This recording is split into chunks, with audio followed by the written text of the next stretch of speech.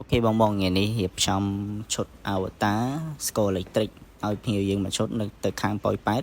បាទបងបងសម្រាប់ model របស់វាវិញគឺ SD 616ឥឡូវយើងធ្វើការរៀបចំបញ្ចូលបាទដាក់ sound ស្គរខ្មែរស្គរអីឲ្យភ្ញៀវរបស់យើងបាទអូខេចឹងបើបងបងចង់ជាវបងបងអាចមករកជាវបាននៅហុកយើងមានធានាមួយឆ្នាំជូនហើយតម្លៃកំពុងមាន promotion ដប់បាទគឺ double promotion ជូនបងបងបាទអញ្ចឹងចំពោះ one time បងបងទទួលបានដូចជាកៅអីស្គរហើយនឹងចក្រស្គរមកគូបាទពីហុក